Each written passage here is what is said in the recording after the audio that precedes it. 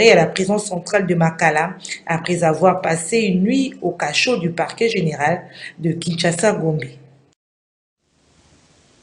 En culture, l'Église veut honorer les pères de l'Évangile en RDC, ceux qui ont porté haut l'étendard de la foi chrétienne par la parole de Dieu et les cantiques dans notre pays. C'est dans cette optique que la structure Passons le bâton organise le 14 janvier 2022 la soirée des pionniers, comme nous dit Doudou Monterrey.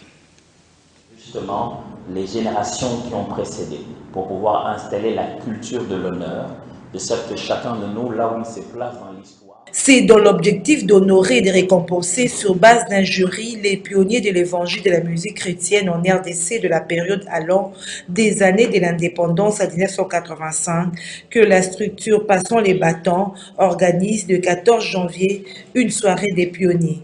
Cet événement digne de grands rendez-vous internationaux, des récompenses à l'instar des prix Nobel qui connaîtra la participation de plusieurs invités, se veut une cérémonie haute en couleurs où les différents nominés de deux catégories, imprimés, évangile et musique chrétienne, recevront des trophées et certifications en guise de reconnaissance et d'encouragement pour le dévouement et le travail abattu pour l'avancement du royaume de Dieu.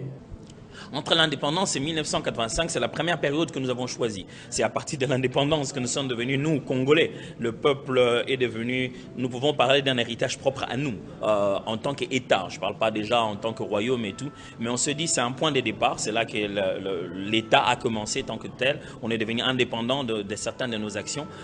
Donc, à partir de ce moment, on peut commencer à compter. Ceux qui ont commencé à sortir du sentier battu, à faire autre chose que le colon faisait.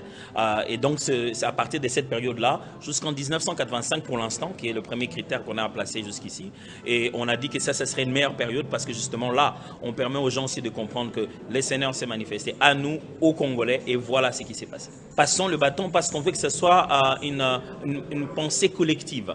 Ce n'est pas une personne qui passe le bâton, c'est toute une génération qui passe le bâton à toute une autre génération. Et la vie communautaire est comme une course de relais. Une génération qui passe à une autre génération. Et c'est texte dans la Bible, quand on parle de la succession, du fait que les générations se suivent les unes après les autres.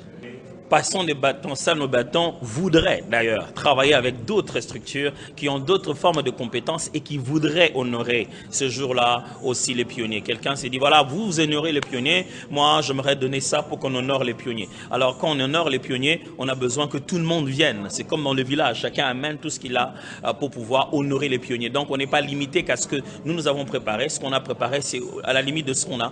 Mais on pense que quelqu'un d'autre se dit tiens, ça c'est une bonne idée, il faut qu'on honore les pionniers. Eh bien, cette personne est la bienvenue. Une opportunité encore les organisateurs de dissuader ceux-là qui ne sont pas dans le droit chemin de revenir à la raison pour être célébrés et récompensés à leur tour dans les prochaines éditions.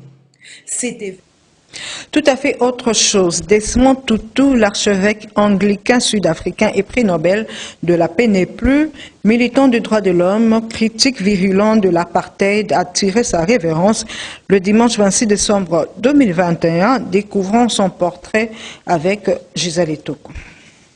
C'est le 7 octobre 1931 qu'est né Desmond Tutu à Klersdorp au sud-est de Johannesburg.